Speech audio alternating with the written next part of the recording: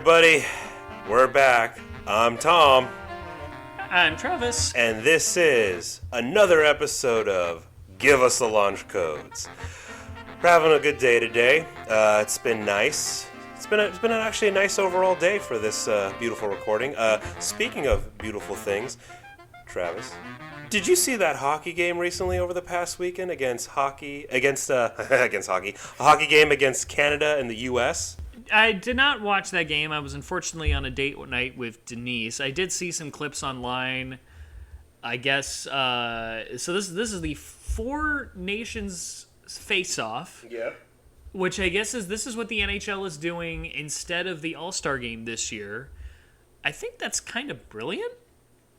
I think that's like, I mean, I don't know that maybe that's another reason why this is brilliant. But like making it about national pride instead of... Oh, it became about national pride.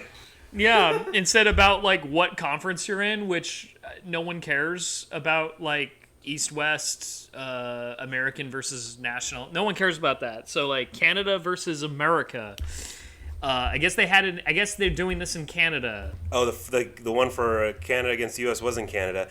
And it got crazy right off the bat. Do you want to know how it started off, even before the clock went? Before we continue with that, I just want to note, because this episode is probably getting released 2 weeks after we record this, we're talking about the first America-Canada hockey game. The face-off final, that's also between America and Canada, at time of recording is happening tomorrow, so we haven't 20th. Watched that. So we're talking about the first one. Game 2 is the 20th. We're talking about this past weekend. Yeah, which happened like 3 days ago for us. So what happened is during the national anthem for our country, we got booed hard boo, and basically the U.S. teams just said, "Oh, okay, throat or your butt, because my dick's going somewhere, you get to choose." That's how they played, because in the first 9 seconds, there were 3 fucking fights. Which is the real reason why you watch hockey. And then after that, it was basically lights out, boot in your ass hockey, and the U.S. won 3-2. But here's the best part. 3-1, I think. No, 3-2. Was it? It was 3-2, if I remember. I thought we beat them harder. Oh no, we just beat the fuck out of them harder, not score-wise, because when we were playing, this is the best part. So in hockey, for those who don't watch it, normally you just a little roughing, you get pushed up against the wall, the plastic glass wall. Nope, they were chucking the Canadians into the wall. We were using our hockey sticks to clip their skates. We were just going toe-to-toe. To describe this game in such a beautiful way, as the YouTube comments are so fun to read once in a while, I went to see a fight and a hockey game broke out. Here's another one that was great for me. 25% tariffs on knuckle sandwiches, motherfuckers. 90s hockey is back, and that is basically what it was. It was just brutal, not even fast-paced. It was just physical, crushing skulls, putting your ass on the ground hockey. And this is what happens when you, first of all, don't boo the national anthem, but you know what, Canada? Please keep booing our national anthem, because it's a great way to win a game. Does that happen every time an NHL game is like with an American opponent takes place in Canada? No. If you remember 3 years ago, the Canadians. So 3 years ago there was a hockey game. I don't remember who the U.S. was playing, or even if it was in the NHL league. But there was a Canada and U.S. game in Canada, and the national anthem for our country was being sung. The mic and the audio got cut off. The Canadians finished it for us in unison. They sang it for us. Oh, that's really nice of them. them. That was 3 years ago. Now they booed it. And we put, basically the stick up their ass. So please, to the rest of the world, I say this.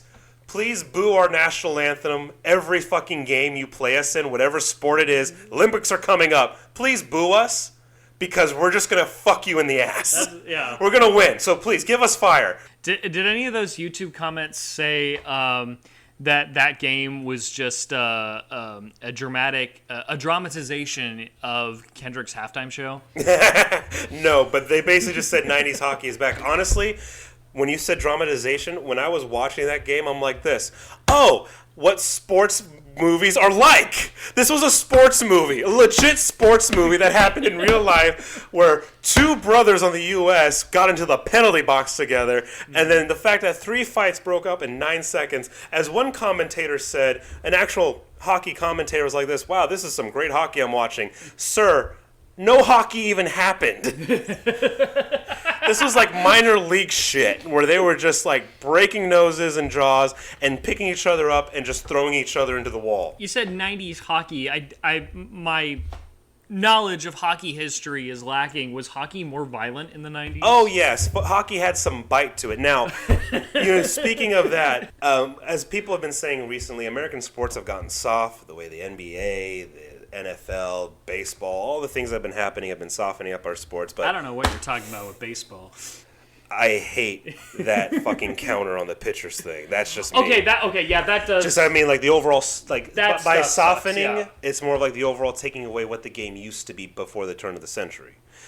This is what hockey is still hockey. Hockey's still basically like, yep, nothing's going to happen. We're still going to play random fights on the ice. The fights were so intense at times, when the refs went to break it up, they jumped on the players and fucking had them in a hole like this.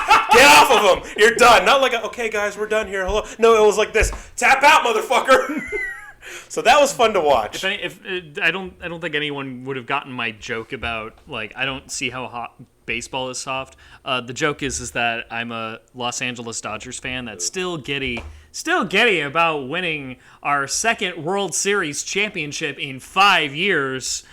And I'm eagerly excited about this upcoming season to defend the title. Anyway, I've had this thought for a while that I think it was prompted by a Facebook meme I saw. Like, if you were the NFL commissioner, so football, if you were the NFL commissioner, what would you do? And there's like a lot of serious things I would do, but one of those not serious things would be I would have football fights. I would have hockey-style fights in football. Like, if there's, like, some roughness happening, or... Because sometimes you see fights happen in football. Oh, the roughing of the passer, getting a little physical. Yeah, after or, like, the whistle. the receiver steps out of bounds, but someone pushes him anyway. Yep. Unnecessary roughness. And sometimes you see guys go at it, and I just had this thought of, like, no. We should have a proper fight. You know, pads off, helmets off. You just see, like, shirtless dudes... even in like 30-degree weather, just duking it out on the field, and like that could be an option to avoid a penalty. Like, if you continue with the fight, the refs will stand back and just wait till someone gets on top of the other, and then no penalty, like the penalty will be declined afterwards, and then the play will just keep going as normal. Do you want to know why that wouldn't work? Do you want to know why that wouldn't work for? Oh, I can't imagine why that wouldn't work. Oh, I could give you one good example, because you don't want to risk an O lineman beating the shit out of a wide receiver. Because them boys are corn-fed big, and an O lineman will just wreck. That's why. You don't want to risk an O lineman fucking up a dude who's like 4'9". Well, the two would have to consent to the fight. There's no consenting in fights. In hockey, they don't consent. They just take off their gloves and fuck each other up. No, an O lineman would basically just sit on... There'd be death on the field. I mean, sometimes a wide receiver would egg on a fight because it'd be like, you know, hey, dude, what the fuck was that? That's usually how that starts. Yeah. And then the left tackle eats him. The left tackle eats him. Because I was thinking about this, is like hockey, you know, football, there's all this concern and talk with tackle football, how safe it is, you know. Hey, we should have these optional Guardians caps that make your helmet look stupid to protect yourself. But it's optional, so you can wear it or not, of which I always think the one guy that does wear it kind of looks like a pussy compared to everyone else. Yeah, there's all the CTE, oh no. But then hockey fights are allowed. People can just fight. Oh, yeah. And they slam each other into walls, and it's like way more consistently violent than football is. Dude, hockey fights are so violent sometimes that they even punch their own selves. And which happened in the last game. He punched himself square in the face, and his head literally whiplashed back, and he was still throwing punches while he punched himself and the guy. That was beautiful. So, that's what was a fun thing. Now let's get into the meat of this episode. But before we do, Travis, my God, once again, we have another fucking sponsor. Can you believe that? We have a brand new sponsor again. I'm waiting for the money to come in from these sponsors. I don't see them yet. The sponsor for this episode today, and man, I'm so happy to. This shows us that we're on top of the world right now with this sponsor. Our sponsor for today, folks, is cheese. Cheese. Just good old cheese. Very addictive. Oh God, you can shred it, you can make it into a block, you can slice it, melt it, freeze it, have it cold, have it room temperature, put it on something hot. It's just cheese. It's great. It's as good as a snack. It's good in a quesadilla. It's good on some nachos. Hell, it's even great on a steak. Yeah, I said it. Nothing wrong with cheese on meat. It's just amazing. So cheese, folks. You got your Havarti, you got your Gouda, you got your Colby, you got your Wensleydale, Stilton, mild cheddar, medium cheddar, sharp cheddar, extra sharp cheddar. Cheese, folks. Parmesan, Swiss. Not usually a fan of Swiss, but still Swiss. Cheese. That's the sponsor for today. Get some cheese, folks. Even if you're lactose intolerant, guess what? We all love cheese. Word of advice: if you're gonna have like shredded cheese on anything, well, sometimes some people, including myself, put them on everything. But if you're gonna have shredded cheese, do yourself a favor and just buy a block. Don't buy the pre-shredded; it won't be as good. It won't melt properly. No, it actually doesn't. You're right. Yeah, no. Buy like buy like the block and shred it. Do the labor. Do the labor of shredding it yourself. It may hurt. Your arm might get sore, but it is worth it. It will settle on your food a lot better. Cheese is great, folks. It's great. Just all cheese. All cheese is awesome. We love it. And we are very proud and honored to have cheese be our sponsor today. So, cheese, everybody. Alrighty, so let's get into the episode today. We're going to have a little fun because we did get a little squirrely in the last episode. We're not gonna do some doomer talk about how terrible the world and the government is. We're not gonna do that anymore. No, we're going to have a little fun today. We're going to talk about TV dads. Oh. See, we all grew up watching TV, especially me and Travis here, and we've noticed our TV dads that we grew up on are pretty different from the TV dads of our fathers. Very different. Mm-hmm. And so we're going to just basically shoot the shit about TV dads. So I'm going to start off with one TV dad that we all know and love, Red Foreman, from That 70s Show. His classic motto, I'm going to put my foot in your ass. Yeah, Korean War veteran for the Navy. Red Foreman, everybody, the stereotypical 70s dad who basically put his foot in your ass and did not like your friends at all. Just a very salt of the earth, salty motherfucker. Did not like any one of Eric's friends and just loved the government. he whatever the government says you do, god damn it.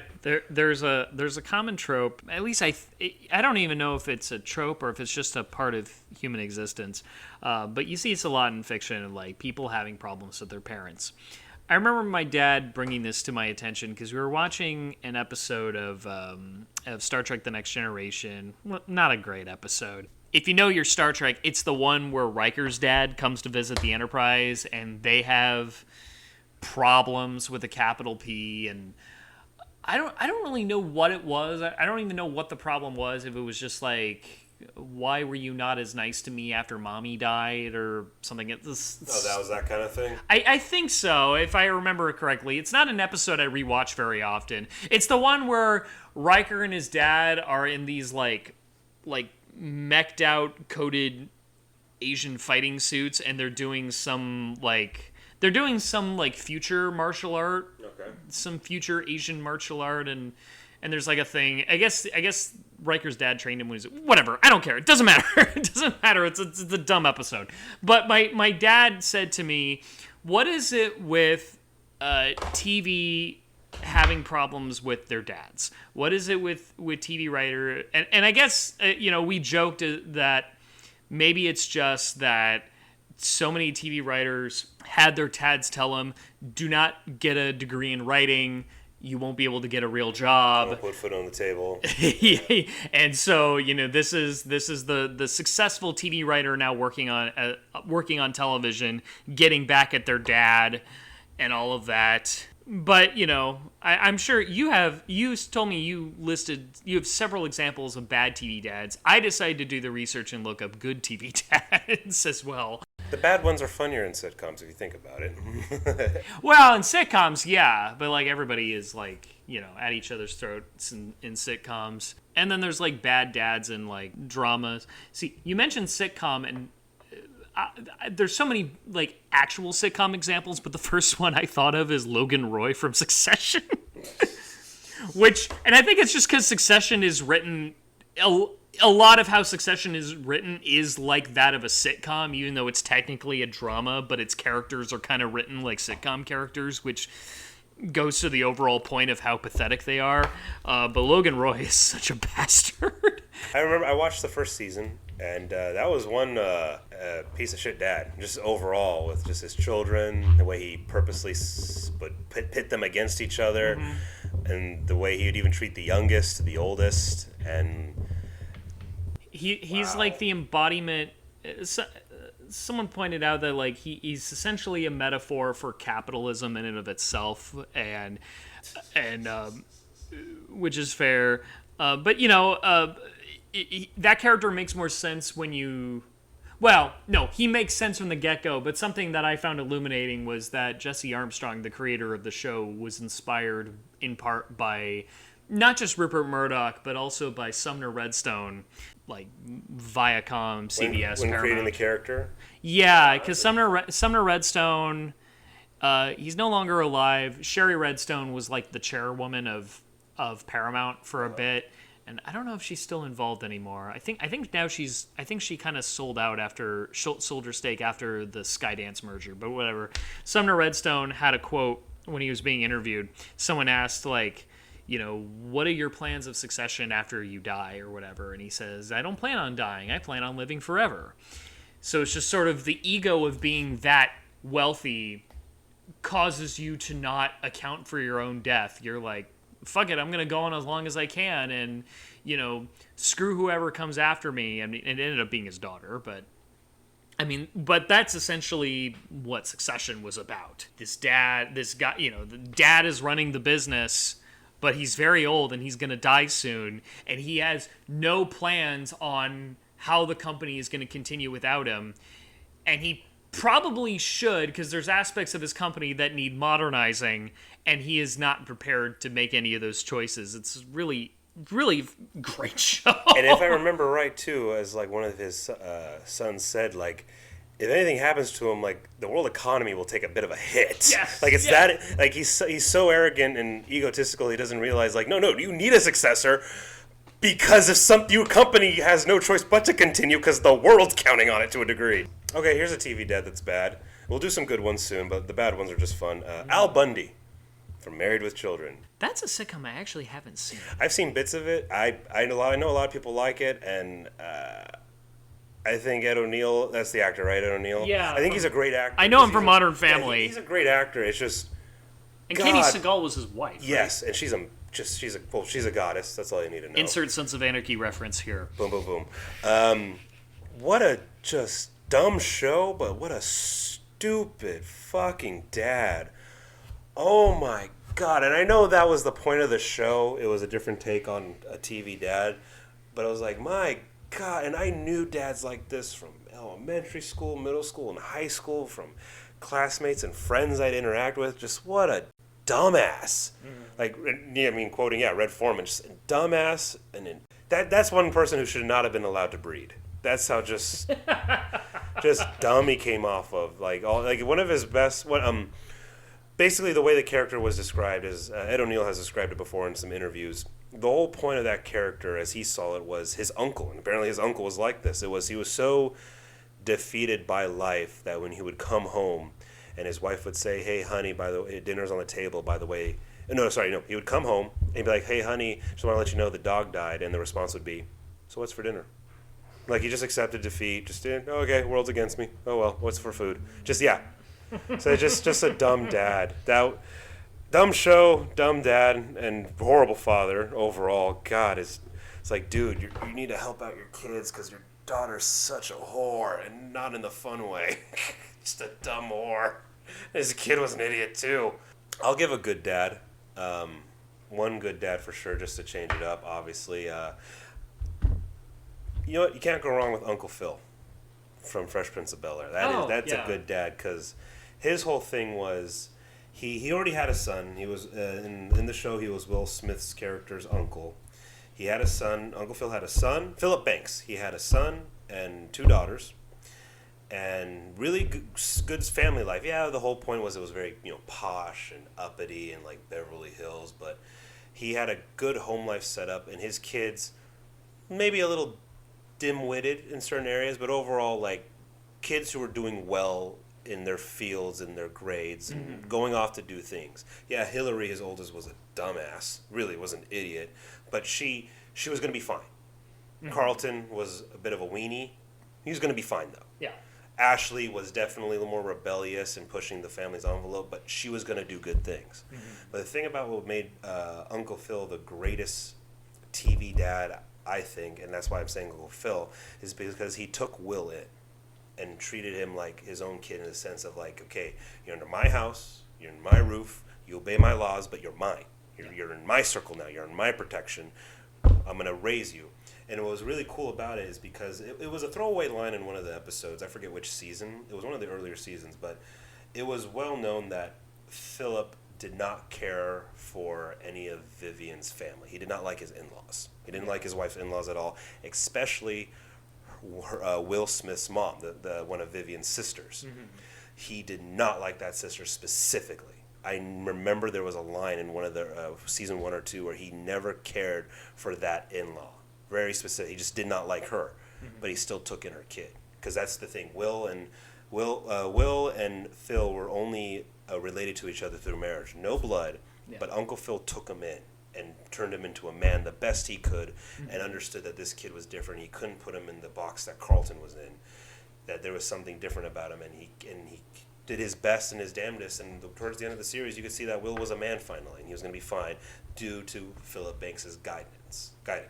And that's one hell of a TV dad. And I think going further with this conversation we're having about TV dads, it changed. It wasn't about like how our fathers were, and what was it, the Andy Griffith Show, or All in the Family, Sanford and Son, any of those dads from the 60s and 70s and 50s, even what was it, the Dick Van Dyke Show, those TV dads. It wasn't like a TV dad is like, yeah, you came out of my balls, you're mine, I'm your father. It was more like, no, you're under my roof. I'm bringing you into my circle. You're going under. I'm choosing to put you under my wing. That's the mostly. Yes, we had some actual TV dads who were the actual biological father, but it seems like for us, with what we were growing up with watching on television, it was about a male figure putting you under your wing, under his wing. Yeah. That's what made him a TV dad. Now it's not about you came out of me. I got your mom pregnant through my sperm and all that. No, it's you're under my roof. I'm putting you under my wing. You're mine. I'm raising you.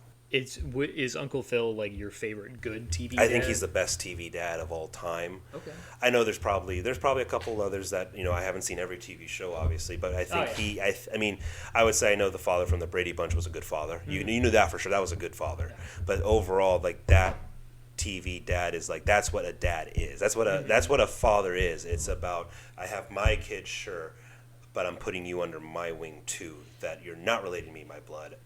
It's open that I hate your parents, but you're mine, and that I'm taking that responsibility because really, what makes you a father, not just he came the child came from you, is half you.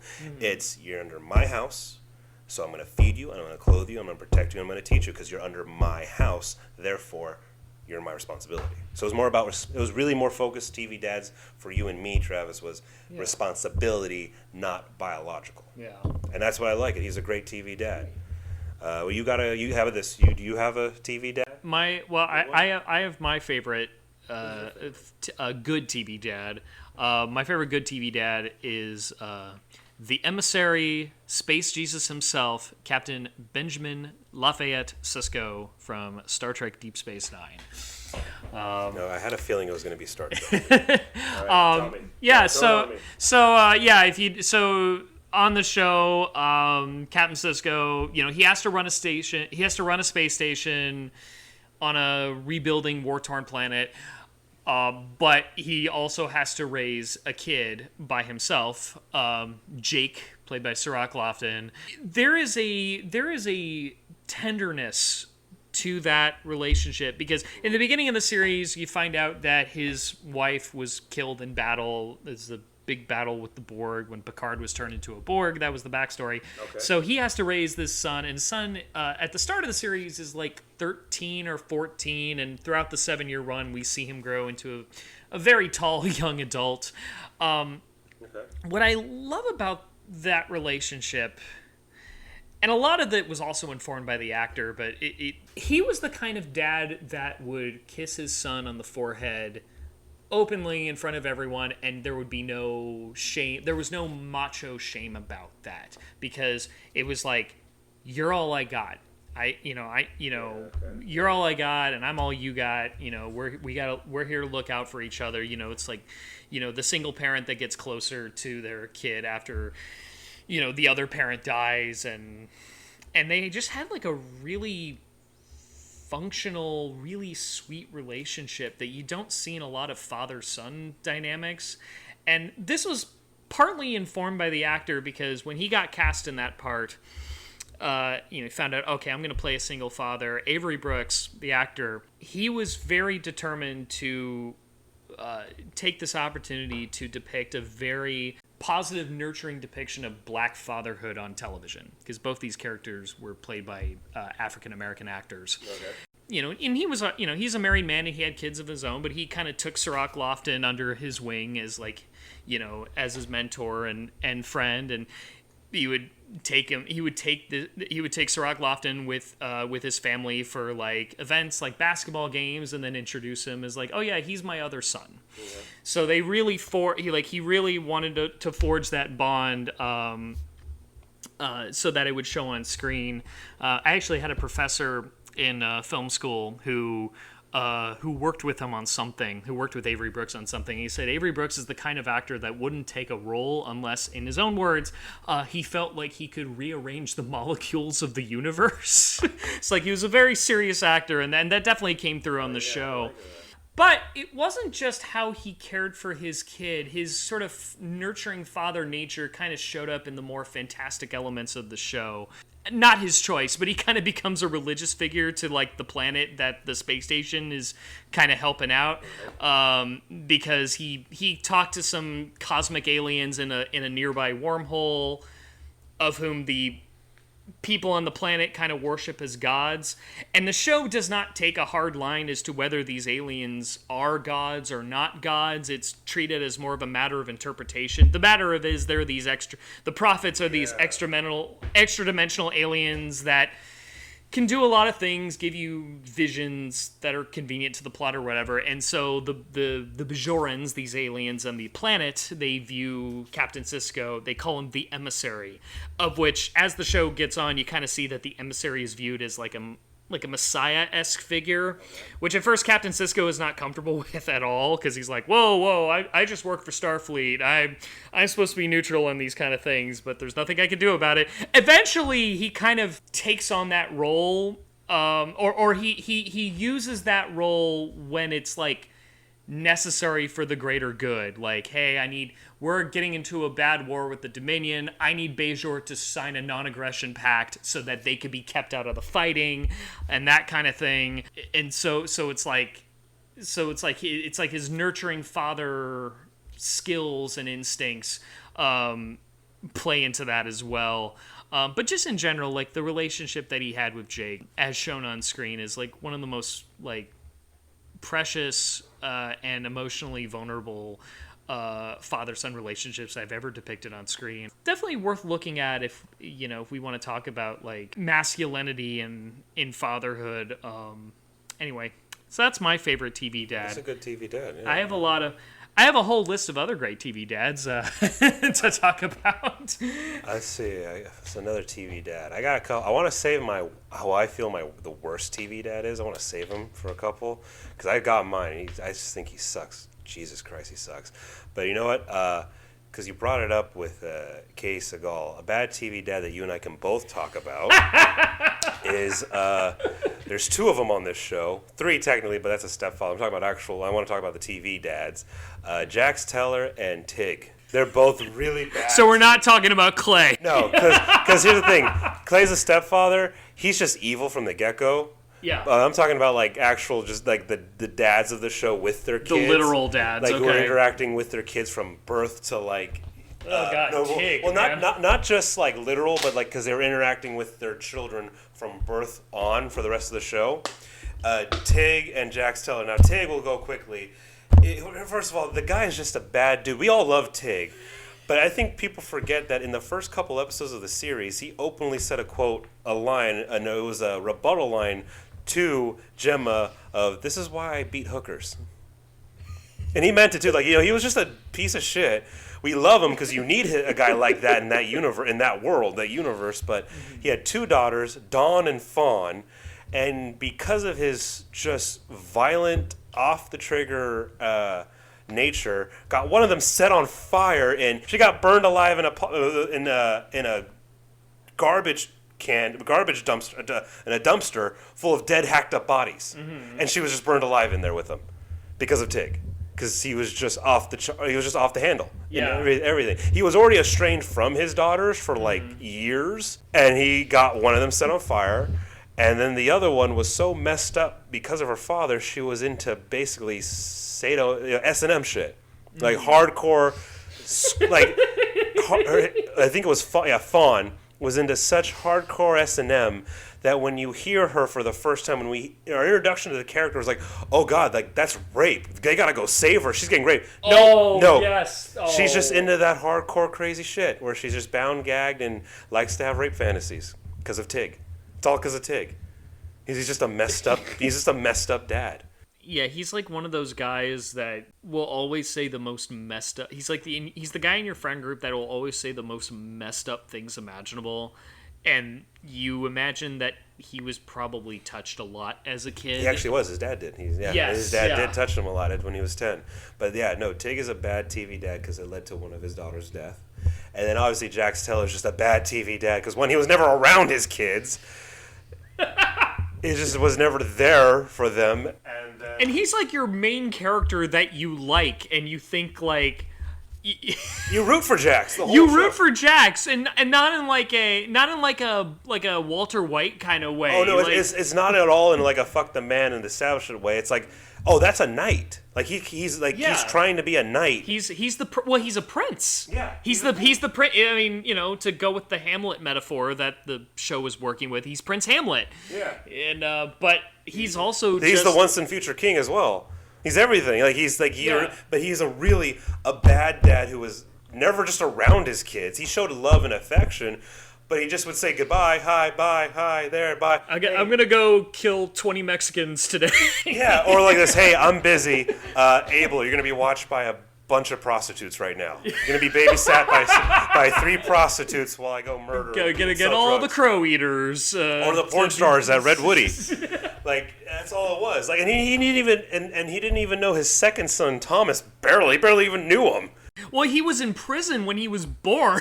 He didn't find... But then when he got out, he didn't have any connection with the kid. That kid has no only Abel remembers his dad. Oh yeah, because how the But well, okay, spoiler alert. Yeah, spoiler alert. Jax dies at the end of the 7-season run. But the thing was, Thomas will never have a memory of his father. Only Abel. But Abel, what he got from his father was, if there's a problem, violence.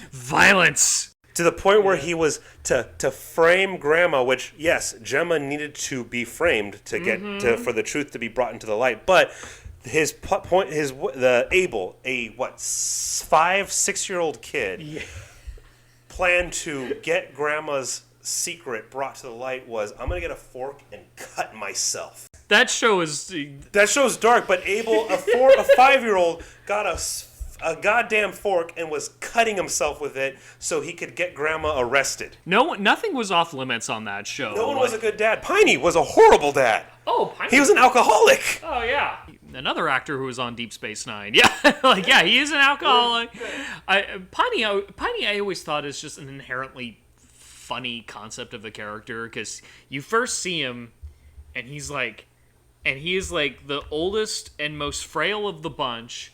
Because he's got like oxygen tubes going through his nose, and he has to carry a tank with him. And he's always high on marijuana. And he's always smoking and drinking. But he was basically the sick bear. but he could still kick your ass. Yes, or at least he thought he could still kick your ass. He was a horrible dad who abandoned his son and his wife, was cheating on his wife from day one. Mm-hmm. A horrible divorce, messed up Piney, got Piney into the life. Yeah. Hell, even Chibs was a bad dad too. Got his wife and daughter involved with the IRA. Yeah. I was just thinking, did Chibs have any kids? Chibs had a daughter, and she was always a fugitive on the run because of his ass. Is there any good parents on that show at all? Oswald, to a degree. The lumber owner, the lumber tycoon guy, lumberyard tycoon. Yeah. Oswald, to a degree, because his daughter, he tried to do the best he could to avenge her rape, but also, too, he just nurtured her and tried to keep her away from it. And also, too, if you think about it, even though every dad would have castrated the rapists themselves, he couldn't do it. He couldn't succumb to that evil because he was that good of a man. So technically, I'd say Oswald. Okay. Even though that's apparently that'd be a hard thing to deal with, the rape of your child. Yeah. But the thing is, even though we all would have done it, he couldn't succumb to that kind of evil in castrating the rapist. Yeah. So I would say Oswald was a good dad. He was probably one. Hell, even the sheriff, Unser was a bad dad too. He had a divorce. Yeah. What was it? What was his wife's name? Was it Precious or Honey? He called her. Meet his wife? No, but he said her name. Okay. They got a divorce, because he was just so involved with his work that he doesn't even know his own kids. Bobby Elvis had 2 divorces. Okay. Kids from each divorce, and he never saw them. Yeah. He would always say, "Oh yeah, I sent my alimony. It's in the mail." Motherfucker, did you just say the check's in the mail? He never saw his kids. He just had divorces. He had multiple kids. There's all bad dads in Sons of Anarchy. Yeah. And then except for Oswald. Yeah. Not even John. John Teller was a bad dad too. Yeah. He had 3 kids with 2 different women. And he later effectively took his own life. I mean, we knew what happened, really. But the thing is, the twist is, he knew what was going on, too. So he did take his own life. But he was such a bad dad that his daughter and son almost had sex with each other because they were half siblings. And they didn't know they No way, he kept it so quiet and buried. Hell, even Gemma's dad, who we meet. Her dad's who has... he's like all dementia. He has dementia and stuff. I forget that actor's name. Great actor's been everyone... When you see his face, he's been in everything. Yeah, you've seen that face before. He was a bad dad, too, because the wife he married, Gemma's mom, was such an awful woman, he never protected his daughter from her. No. So, no, Sons of Anarchy is basically really about bad dads. Just bad parents all across the board. We didn't even mention, Opie's a bad dad just... Opie is a bad dad. Opie's a bad dad just by going back to the Sons. Every time I watch the pilot... He's a bad dad for just not moving out of the city. No. Yeah. Every time I watch the pilot, I always see Opie, and I'm like, don't go back, Opie. Do not go back to the life. Do not do it, Opie. You won't... it will do nothing good for you. And if you read the comics of Sons of Anarchy, most people don't know, the blonde-haired Tacoma guy that Tig is friends with but hates, he's a dad too. And he's a piece of shit. They're all bad dads. See, the interesting thing about Jack... Okay, one more thing on Jax Teller, because this is what I'm thinking. The interesting thing about Jax Teller, not just as a father, but as a character in general, he's kind of dumb. Yes. That's the dirty secret of Sons of Anarchy, and you actually kind of... It actually improves your view of the show if you watch it this way, knowing that Jax Teller he's well-meaning, but he is not a smart person, and half of his decisions actually just end up digging a bigger hole for himself. Well, he says it. He is white trash. That's the thing. Yeah, he's white trash. In the end of season 4, he's plotting to get out of. He's gonna get out of the life, right? That's the deal he made with his wife. It's I'm gonna get everything in order, make sure that my family is protected, get out of the life, take my wife and kids with me, go. And then in the very end, once Clay is out of the picture, he's like, I can't go, man. They're my buddies. Yeah. I'm gonna leave them to rot and fend for themselves. Nah, man. I gotta take care of my buddies, man. And bros before hoes. Bros before hoes. Yeah. And frickin' Tara, she's like, all right. I'm a biker's old lady now, and that's another one where I go, Jax, don't do it. just go, leave, Jax, don't do this to your family, don't do this to yourself. Yeah, so it's like he's dumb. He's well-meaning, but dumb. Do not get fooled by his That's intentions. A good way. You know what? Now I have another reason why to watch Sons of Anarchy for like the 30th time. I watch it once a year. All right. So who is your greatest bad TV dad? So we just get over the bad topic real quick. Bad TV dads. Like the number one for you think it just takes the cake. I like how now it's just mostly about bad dads. By the way, I don't like thinking about bad dads. By the way, folks, we have good fathers, me and Travis. We have like... I have a list, and I'd love to go through. We have role model dads. I hope people know in real life. Me and Travis, actually, our dads are amazing, so... Yeah, I like my dad. I like your dad. I like your dad. God, who are some bad dads? Do you want to laugh at mine? What? Mine's gonna make you. Your favorite bad dad? No, I think who is the worst dad of all time. The worst dad. Okay. He's my favorite, but he's also the worst dad of all time. Okay. Ross from Friends. Ooh. He's such a shitty dad. Yeah. Oh my God! It's like he gave up after season 1 with freaking Ben. He tried so hard to be... The whole point of season 1, besides getting inside Rachel's pants, was being there for Ben, even though his wife turned lesbian, who's recently married, got full custody of the kid, and he's trying his best to be not only just to be a relationship with his son, but to be that male figure as much as he can. He is going at it with all his heart, all his might. You root for him. It's like by the end of season 2 or 3, it's like he's gone. He's not even there. He's just sprinkled in. And I get you can say, well, they're writing, blah, blah. The overall story, like when you look at it, it's like, Ross, you're a shitty dad. Yeah. Like you're a really shitty dad. Your son is never there in any of your weddings, even the one in Britain, even the one in England. He's never there. Hell, he's not even there. It makes it even funnier too. To show how bad of a dad he is, when Emma's born, the daughter he has with Rachel, Elliot Gould, who plays Ross and Monica's dad, says verbatim, while looking at this newborn baby, he's like, wow, this is so amazing. It's my first grandchild. And there's this awkward pause where Ross looks at him and is like, Dad, you have a grandchild, Ben. Oh, that's right. That's how bad of a dad Ross is, that his own father forgets about him. He forgets he has a grandson and just thinks all I ever have is a granddaughter. And then Emma, when you watch the rest of the series, she's not even there. He's a bad dad. He's like, dude, you were so family-oriented. It's like you forgot about it because Rachel. I think that's also just kind of a problem with, because Friends is about, 20... Were they in their 20s when that... Yeah, late 20s. That was the characters? Mid-late 20s, yeah. Mid-late 20s. It's like a bunch of 20-somethings going through, life and stuff, man. And I think it's just like having them be parents just complicates all of that. Isn't that what you want though in a sitcom? Well, not if you can't write it well, do it well. Oh God, yeah. What are he was a bad dad. Yeah. I think Ross Geller's the worst TV dad. Like a really bad dad, I can once again invoke Star Trek. Actually, there's a few bad dads in Star Trek. Give me one, because you're gonna make some good. Give me one. I'll go with an easy one. Okay. Not the worst. He's not the worst bad dad in Star Trek, but Captain Kirk. Oh shit. Yeah. Oh shit. Yes. That's right. Because even Wrath of Khan shows that more. Yeah. Because doesn't his son try to kill him in Wrath of Khan? Like in the meeting? He attacks him, right? I don't think he attacks him. Yeah, there's a little bit of Daddy, why are you in my life? Yeah, he's a deadbeat dad. Hey, green alien chicks are just very distracting. Which actually, I find the fact that Wrath of Khan introduces the fact that Kirk has a son, and then later he kind of gets his son killed in the third movie. The fact that Kirk has a son, I thought that was like some kind of a postmodern analysis on the original series, because Kirk had a lot of women that he kissed because they could only kiss in the 60s. He kissed him good. He's a good kisser. So you kind of got the sense that Captain Kirk got around with the ladies.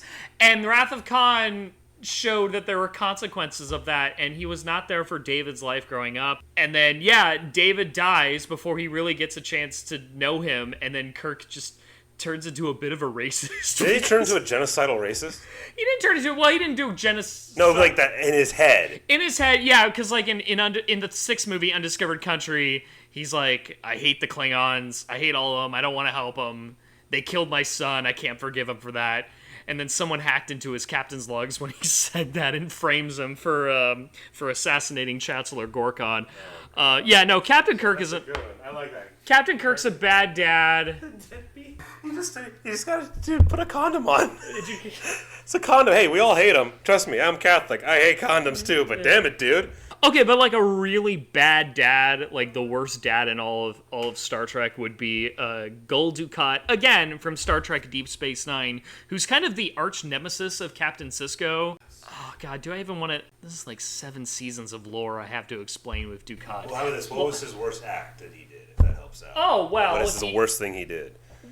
As a person? As a dad. As a dad. Okay, so while he was the imperial governor of a planet that his empire was enslaving and doing genocidal things with, he impregnated a Bajoran, a woman from this subjugated population that was kind of coerced into being a comfort girl. They don't say rape. He raped a girl. But when you think about it, it's rape. It's right, yeah. And actually, if you think about when you hear him talk about, he says it's like, we were lovers, you realize, oh, this is just, I'm only getting this from you. I'm not getting this from the woman you stuck it in because she's dead now. But he impregnated her, and they had a daughter. And the first time this is introduced, this is when he's going on, because he finds out that the ship that his comfort woman and daughter were in, that they found out where that ship crash landed, and he thinks that his daughter might still be alive. His objective is to kill his daughter because it would be embarrassing for his family and his reputation. Eventually, he can't bring himself to do it, and then he's like, fuck it, I'm bringing my daughter back home, and I'm going to show that I'm the best dad ever, because for him, it's all about, like, image and stuff. But really, it's just sort of like, it's more of like a father's pride. Like, look at me, I'm a cool dad, and I got my kid right by my side. Look how awesome I am. Aren't I awesome? And that's basically Dukat's personality. He's the guy who's the hero of his own story. No, but he's like a horrible person. He's a space Nazi. That's what he is. He's a space Nazi. And, that alone should put you in the running for worst dad ever. Damn, that's a bad dad. He's a horrible dad. Maybe the best villain character on a television show I've ever seen. All right, that was good. So now let's get on to the good dads. Let's have some wacky little fun, because we all have good dads. All right, I made a list. Oh, God. All right, you know what? Take over, Travis. Tell me your list. Okay. And they're grouped by TV shows. And the TV shows are listed in alphabetical order. So we'll start out with Battlestar Galactica. And I'm talking about the Sci-Fi Channel reboot. Admiral Adama, he's not only, the father of Lee Adama, a.k.a. Apollo, he's also basically the father of the entire colonial fleet. He can be a nurturing father figure, but he's also a hard ass that does not fuck with nonsense very well. Sometimes he makes bad decisions, but not in like a Jax Teller sort of way where he's like an idiot, just sort of like, this makes sense in the context I'm doing what's best for the survival of the fleet as we're looking for a home. Another dad from Battlestar is Hilo, Carl Agathon. He impregnated a Cylon, and they had a baby together, but you know what? He stuck by her, and he stuck by his kid from the beginning to end. Bob Belcher from Bob's Burgers. All right, yeah, that's a good dad. Maybe the best TV dad in any Fox cartoon sitcom ever. For sure. Better Fox. than Hank Hill, although Hank Hill is on this list too. Well, Hank Hill grew, but we'll get to that. Hank Hill grew, but Bob is like... He is a dad. He's like a simple man who's always like well-intentioned, good at heart, and definitely the smartest one in his family. He actually does sit his kids down to talk with them too. Yes. He never talks at them; he talks with them. Mm-hmm. You're right. Yeah, he is a good dad. Wow, that's a good one. I forgot all about Bob. Damn, and he's had some funny moments with his kids. Like honestly, really genuinely good moments, but like balls to the wall, funny ass shit moments.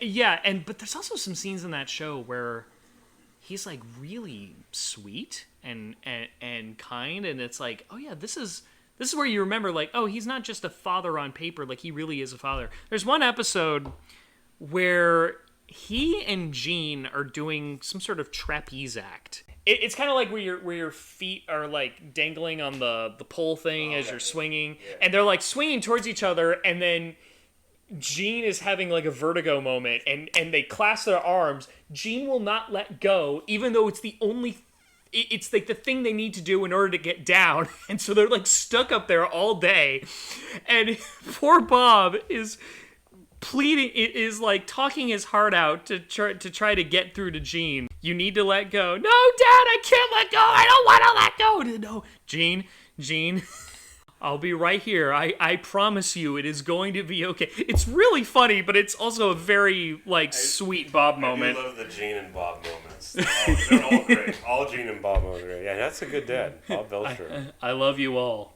but you are all terrible. Terrible. You know what's great about, when you talk about Bob, he's a great dad because he learned what not to do, because his dad was not a good dad.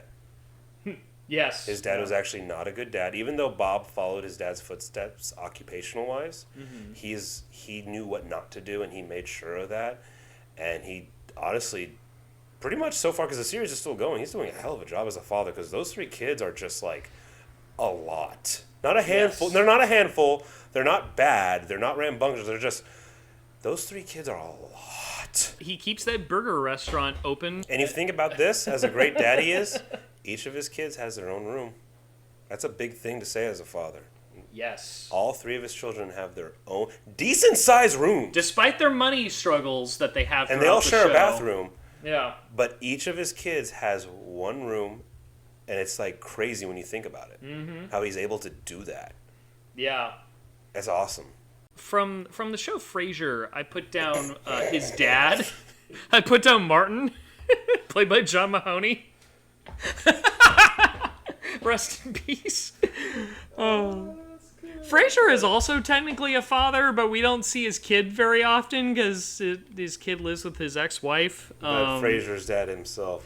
But Martin, I think Martin's a good dad. Martin's good at like calling out Frasier on his uppity, pretentious bullshit, and just kind of bringing everyone down to earth.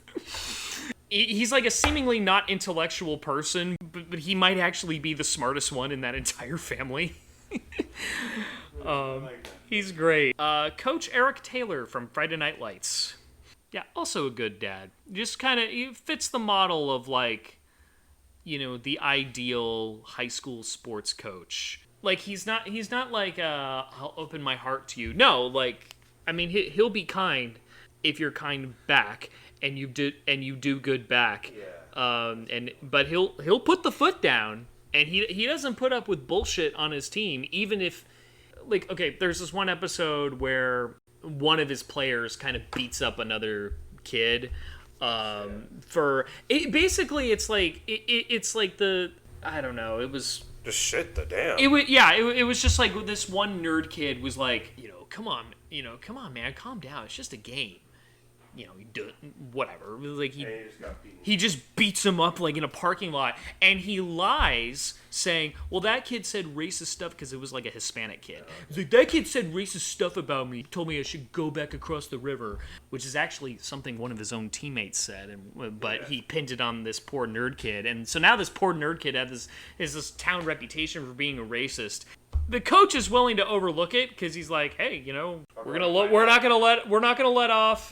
But I think eventually his wife kind of talks him into it. Is like, something's not right about this. So Coach Taylor looks into it, and eventually figures out this student is lying, and he kicks him off the team. He says, "You lied to my face. I can't have someone I can't trust on this team. You gotta go." And this kid is like crying. He's like saying, "This is all I have. I basically have no future because I'm a dumb fuck jock." But Coach Taylor's like, "Tough. You can't be here. Bye." That's a great show. That's a very underrated show.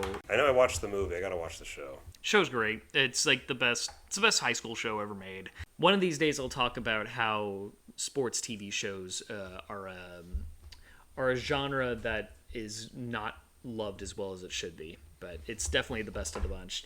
I got 2 for King of the Hill. Oh, yes, I know who the second one is already. So I already mentioned Hank. Who do you think? You wouldn't hurt an unconscious man. Dale. So it's Dale and... It's Dale and Hank. Dale is a cuckoo head, but He's a cuckoo. That's a tame word for fucking Dale.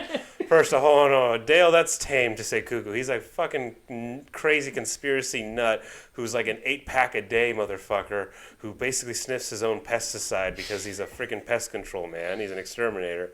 But he is a very loving father. He's a very loving father. Oh, God. Dale's such a nuthead. Yeah. Dale's a great dad, but he's such a nut. His son is like, what, 10 melatonin degrees different? Yeah. The melanin He's is not like, smart the melanin's like 10 degrees off, but he still thinks his Native American son belongs to his white ass. He's not smart enough to figure out that Joseph is not his biological son. In any way, shape, But that does not matter to Dale. because he's such a good dad. And I think if he did find out, it would not matter. I think he loves. He is too loving of a father. He would never disown Joseph. That's his pride and joy. I don't think he ever smoked around Joseph. I'll go that far. I know I haven't seen the whole show in a long time, but I'll go as far as to say I don't think he ever really smoked around Joseph. I know he smoked in the house, but never within like Joseph's proximity, if I remember right. I know that's a long stretch. I can't say that for sure. But he's a good dad. No, he's a good dad. He took care of Joseph. He always looked up to him in high praise, no matter what. I included all the dads from Parenthood. Yeah. They're all different qualities, and they all parent differently, and they all have their squabbles, but you can't really say any of them. Even Crosby, even the sorry, I'm trying to remember who played Crosby. He's Kristen Bell's husband. Dax Shepard? Dax Shepard, thank you. I was about to say who's Kristen Bell for a second too, and then I realized who she was. I forgot. Dax Shepard, yeah. Even the Dax Shepard character, in the end, he has to grow, but he's a good dad. Almost all the parents on that show are good, even if they need to develop and grow and change. Well, having a shortcoming doesn't make you a bad dad. No, they're not evil. They're not abusive. Fred Andrews from Riverdale, Archie's dad. I think he's a good father, and it was very sad when Luke Perry passed away in real life, and they had a really good tribute episode to commemorate Fred's passing. Okay, this is kind of bullshit, but I added another Star Trek character for a good dad. Jonathan Archer from Star Trek Enterprise. Do dog dads count? Because he had a cute little beagle named Porthos. If dog dads count, I have a TV dad who's not a dad in the show that I'll throw at you. But why not? I mean, hey, he took care of his. What's the term? Fur baby? He took care of his fur baby. He brought him aboard his dangerous mission of space exploration and got his puppy home okay. All right, I'll take your dog dad and I'll raise you a military dad who in the show never had kids. I mean, he did later. He's based off a real man. Mm-hmm. Later in the show, yes, but during the show, it was a miniseries. No kids, but the entire company, he treated them like his own, and he protected them like a father. Okay. And yes, ladies and gentlemen, I am speaking of Dick Winters from Band of Brothers. I had this conversation with my dad, and he was saying with me, that's not a TV dad. I'm like, well, no, Dad. It's different because when you watch that miniseries, it's the way the character Dick Winters, and in real life, this man's a real person. Mm-hmm. It's the way he looked after the company. It's the way he was acting with them. He never yelled at them. No. Never barked orders. He got stern with a couple of them. Garnier, he got stern with him. But he overall was just like, guys, we're together. That's all that matters. This is a company. We're the brothers. We're here together. And he would always pick someone up.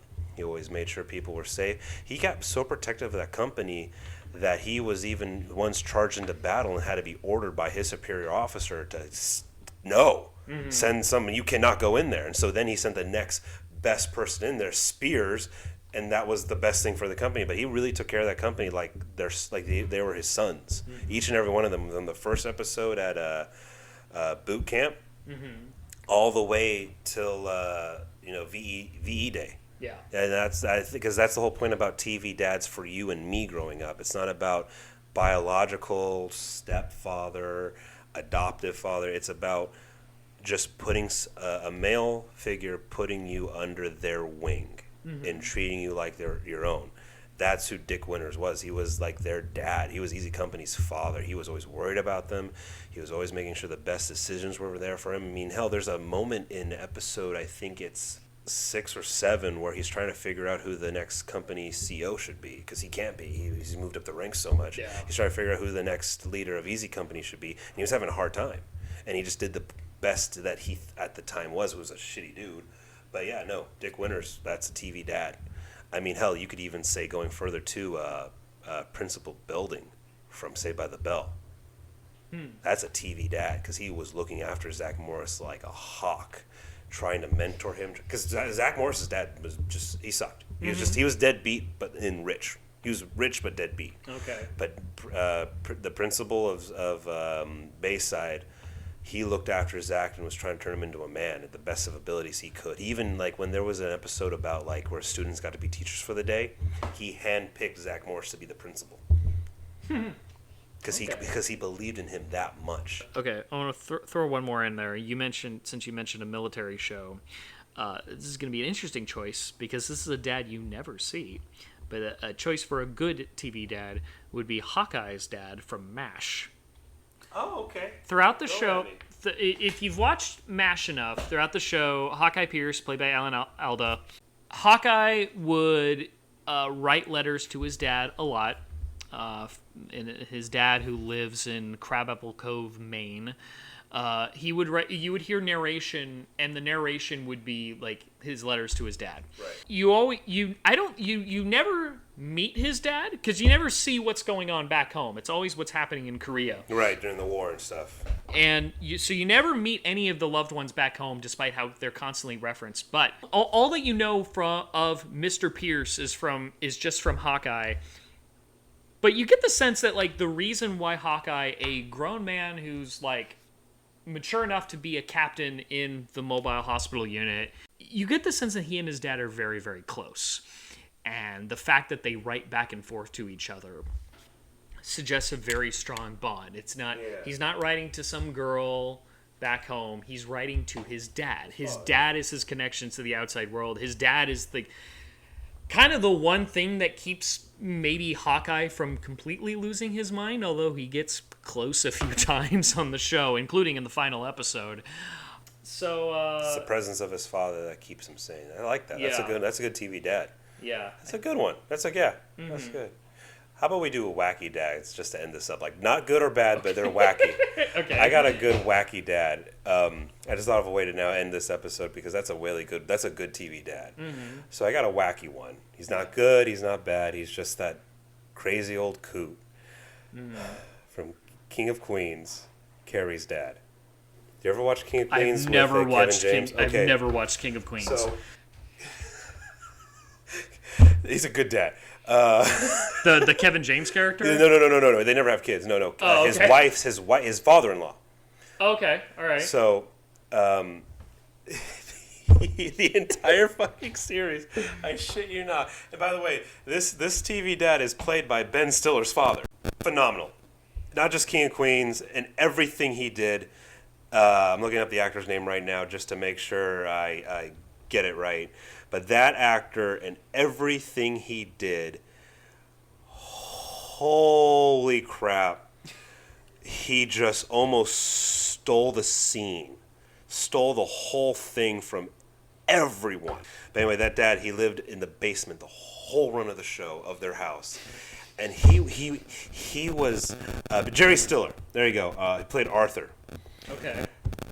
This guy was such a menace to the neighborhood. Carrie had to hire a babysitter / personal walker for him. Like someone to just take him out on walks to calm him down. Oh my God. He had a personal like babysitter, handler / walker. That girl went through hell. But Arthur was just a nutball who was just an overall adorable menace to the whole cast, to the town, to the community. God, Doug went through so much with his father-in-law, And, like, there's no one moment that just says, yeah, that's Arthur. It's every single fucking scene. It's every scene with Arthur where you're just like this. Who the fuck is this guy? And to really encompass it, just think of a man who's still spry. He's no dementia, no medical problems, nothing. He might have a bit of a cholesterol problem. But he had to have, his daughter had to hire him a babysitter / handler / walker to walk him. And I think the joke was that girl was a dog walker and she got hired to just keep this guy, like, he needs to get on walks. He needs to calm down. Like, he was just like this little, he was a little shit. He was awesome. He was awesome. Mm-hmm. Only Jerry Stiller could portray this fucking dude.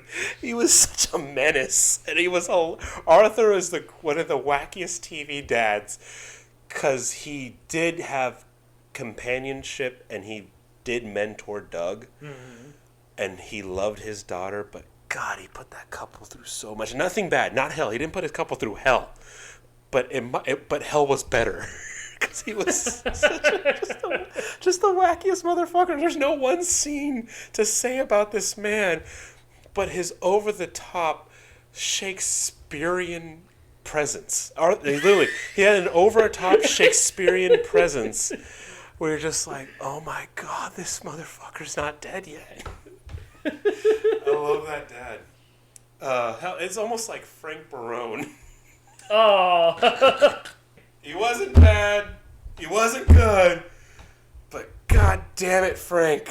Didn't Everybody Loves Raymond and King of Queens cross over too? Yes, but just Doug and Ray. Okay. And I think the wives, but never the dads never met, and thank God. Because Arthur was just a wacky menace. Frank was where does Frank fit in this conversation? Frank's more like the guy who's like this. I'm just glad he's not a part of our family to a degree. Like, he's not horrible, he's not bad, but you know what? I'm glad he's down the street. I'm glad he's down the street and he doesn't like to come out. Mm-hmm. His whole thing was he was a Korean War vet. Yeah. I don't even think he got honorable discharge, but he was a discharged Marine who saw combat. Mm-hmm. And that motherfucker was a menace just because of what he would say. Yes. Like, he was unfiltered. He was racist, but you loved him. He had no hatred towards people, but he fucking hated everyone. Mm-hmm. And he was like, and the thing is, this man was like 70, I think, in the show, the character was 70, and he would always eat. He was always eating, but never gaining weight. He was always, that was the funniest thing about this old man. He was always eating, never gained weight. One of his catchphrases would be like, Marie, what's for dinner? What's for dinner? What's for lunch? Marie, make me food. Marie, I'm hungry. Marie, I want to eat. Marie, cook me something. Feed me. And like, he was so into food that when his granddaughter, who was the apple of his eye was his granddaughter, started cooking, and she made grilled cheeses. He literally said to his wife after taking a bite of this grilled cheese, "You can retire now." Like, she's gonna, I don't need you anymore. Basically, my granddaughter's cooking for me. Said that right to his wife. Yeah. And he was serious. The dude was a smartass, but you couldn't tell. He was seriously saying to his wife, "You don't need to cook anymore. I got her." Like, he would just pop off and like. Who is worse? Him or his wife? His wife. His wife Marie was worse. His wife was okay. Since we're talking about his mom, and we'll get that into our next episode, people, of TV moms. God, Marie was basically the greatest antagonist of all of TV history. But Frank was the glue of that family. Yeah. Even though he always yelled at his sons, even though he would always throw his weight around, he defended his daughter-in-law against the wrath of his wife, and he loved his granddaughter and supported her cooking habits. He even supported her so much that in that same episode, when he felt that his son and his daughter-in-law were taking too much advantage of his granddaughter by not giving her allowance, he was writing her up a contract to make sure he got charged. No, swear to God. He became his granddaughter's union rep against his own son, and was basically getting her $20 an hour. not $20 a week. This is the 90s. He wanted his son to pay his granddaughter $20 an hour for all the babysitting, laundry, cleaning, and cooking she was doing. And I'm like, dude, she's 10. Like, and she was some good life skills there. He was playing hardball as a union rep. He told her at one point, literally, just walk away from the table. She's like, what does that mean? Just go somewhere else. Grandpa, where do I go? Just get out of here. I'm trying to help you out. I'm going to get you money. It was awesome. Oh, my God. He would make fun of his son's stupidity, their height. He would... he one time got moved into a retirement home, and he stole one of the golf carts and was honestly trying to run over the help of that facility. Oh, no. No. But to him, it was a game, and he would shout out saying, hit the monkey, get a cookie. Hit the monkey, get a cookie. And he would try to run over the staff as a game. Oh, no. He never did it. But God, Frank Barone was just... I feel bad for everyone who had to deal with him, but at the same time, you wanted him. He was great. Yeah, he was one of his favorite parts, too, because him and Marie would constantly fight. He once said to his son, look at me! I used to be a gentleman! She made me this way! I think I remember that episode. Because they were menaces. They were both, Arthur and Frank were a menace to the community, but you loved them. Frank would honestly would just walk. He would just walk into his son's house and sit on the recliner chair. Because the whole point, remember, the whole point of the 90s and early 2000s was that the lazy boy was where dad sat. That's the king's throne. Nope. Walk in, not even say hi. He would walk in, unbutton his belt. He'd already have a chicken wing in his fucking mouth, and just unbuckle his pants, undo his zipper, sit on the TV, eat a chicken wing, and watch TV on his son's chair and television. Just that's all he did. He didn't even say hi. Just came in, just sat down, boom. I remember there was an episode where he pretended to pop his knee or something. Oh yeah. Because I guess it was so I guess he didn't want to go on a trip with his wife. So he stays with Robert, Brad Garrett, who I actually got to see in person once. He's a very, very tall man. That guy is ginormous. But yeah, and eventually Robert eventually catches Frank moving about just fine. And then Frank is like, so what of it? I didn't want to go. And I guess he starts dancing for joy that he doesn't have to be around his wife, and then he pops the sneak out. And I just remember Robert says to him in that deep Brad Garrett voice, "You just had to dance." He once set up a nice date day with him and Marie, and it was on a canoe, and they were gonna go down the river. Mm. He just puts her in the canoe and just pushes it. He stands there, hands on his pocket, hands in his pocket, proud of himself. He just pushed her down the river. Oh, yeah, he was, but you loved him. He was a lovable bastard. That's the thing about Frank.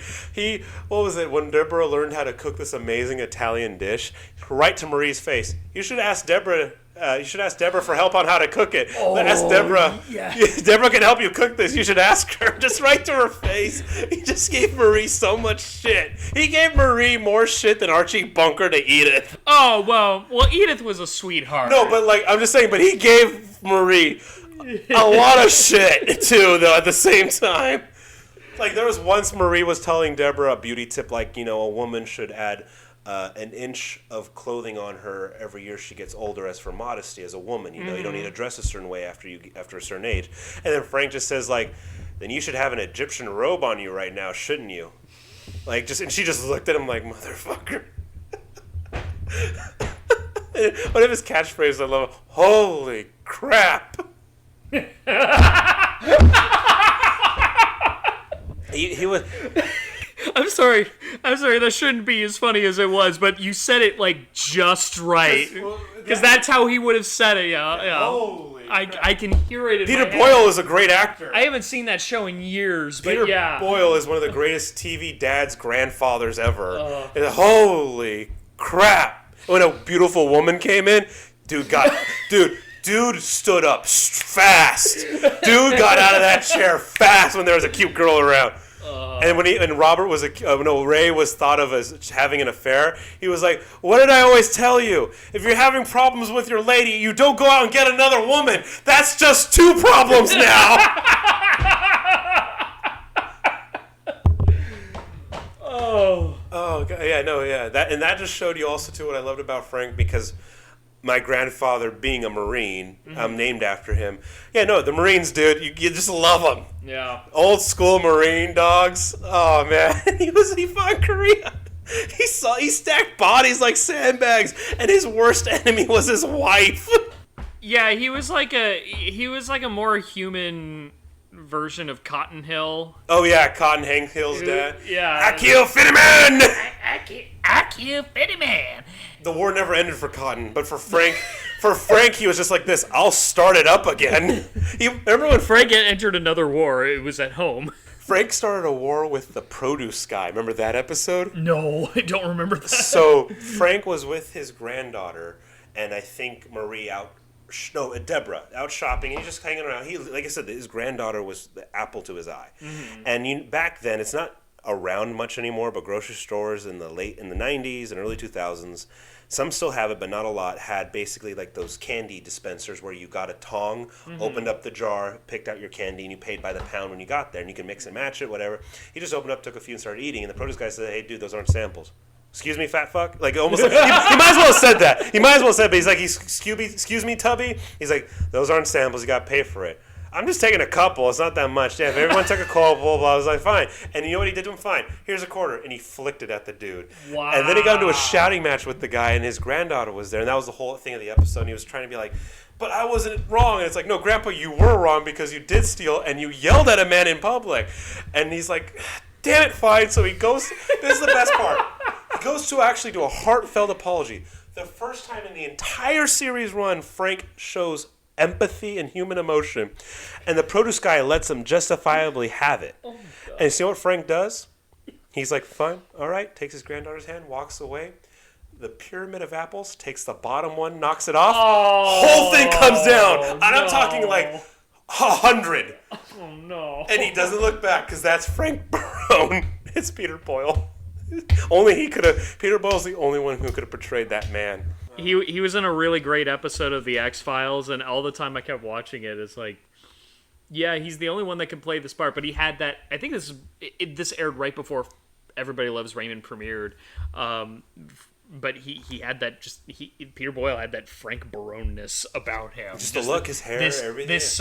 This like inherent, like cynical sarcasm about him, which worked really well in that X-Files episode. And you know what's nice, since you brought that up, just to finish up quickly with Wacky Dads, because there's really just 2.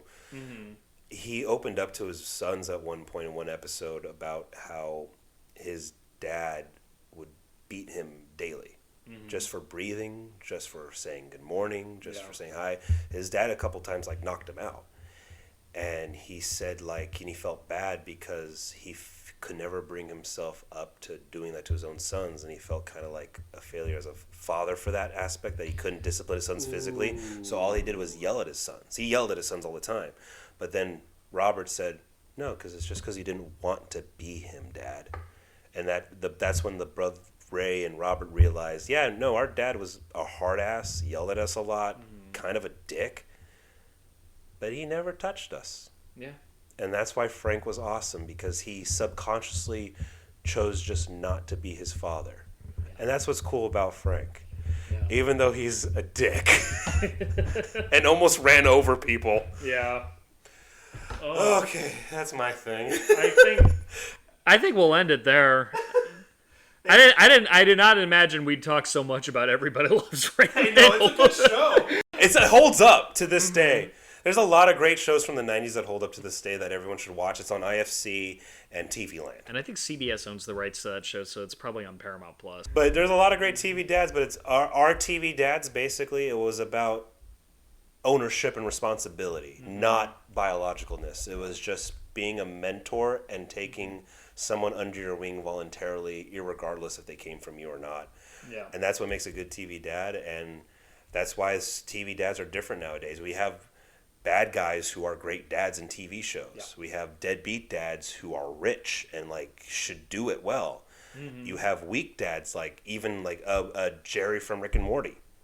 Like I'm just saying, like it's like TV dads have changed so much where it's not about the all-American standard golden boy of like, you see something, this is what you do, like the dad from To Kill a Mockingbird, like that standard. Yeah. It's not that anymore. It's just you either do the job, because it's a job. Being a dad is tough.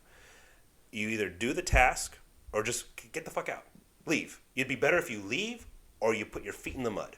That's what it is, and that's why we have a lot of bad dads in TV right now, and a lot of good dads, and some wacky motherfuckers. Yeah. Well, I think we'll end it there.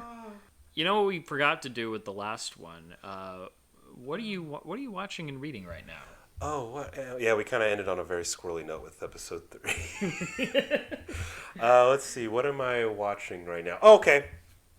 I'm going to say it one more time because I know you haven't watched it yet. Ladies and gentlemen, on Amazon Prime, there's this new TV show from South Korea called Newtopia. It is amazing. Episode 4 is not even out yet during this time of recording. It'll be out soon. 3 episodes right now, hour each, live action, South Korean drama. No, my apologies. South Korean rom-com set during the backdrop of the zombie apocalypse. And the zombie apocalypse is played pretty much straight. Ladies and gentlemen, you're watching the fall of South Korea. Yeah. And guess what? It is a rom-com in these people's universe and is downright balls to the wall hilarious. I laughed so hard at one point I almost dropped my youngest kid. My 9-month-old. I almost dropped my 9-month-old kid while I was laughing so hard. All right. I know the subtitles are not everyone's thing. I highly recommend you go to the original South Korean audio, put on those English subtitles, or whatever other titles you read in, and just laugh your dick off. What are you reading or watching? Well, also on Amazon Prime, Invincible is back. It is, right? It is. Season 3? Yeah. Damn. Right now, episode 5 is set to drop tomorrow. Although by the time this comes out, this will episode 7. And how's the show going so far? It's great. It's still really good. For new fans and old, like comic. It's based off a comic, right? It's based on a comic, and you can look right behind me. I have I have a bookshelf right behind me, and I have all 25 trade paperback volumes of Invincible. I liked it before Amazon made it cool. So fans of the comics and new fans, this is great across the board. Yeah. It's amazing how faithful that, because I've been rereading the comics as I've been watching the show. It's amazing how faithful it is to the original books, and yet anything that does get changed, I feel more often than not they're good changes. They're like, oh, I actually like how this was done better, or I like how this character is written better than in the book. Invincible. It won't take long to catch up. They only put out 8-episode seasons, but it's a fantastic show. Okay. Definitely a breath of fresh air in the dwindling yet oversaturated superhero market. Both the show and the comics are absolutely worth it. Check it out. All right, good. And that wraps us up for today, folks. Once again, thank you so much for joining us. It means a lot to everyone listening here. We're really having a lot of fun doing this. Yeah. And, thank you for everyone who listened this far, because I think this is our longest episode yet. Yeah, you guys did the marathon. I hope you had a really long commute. I know, really. I hope traffic was gridlock. I hope you go to work in Los Angeles. Well, that's it from us here at Give Us the Launch Codes. I'm Tom. I'm Travis. And good afternoon, good evening, and good night to you all. We love you. Bye.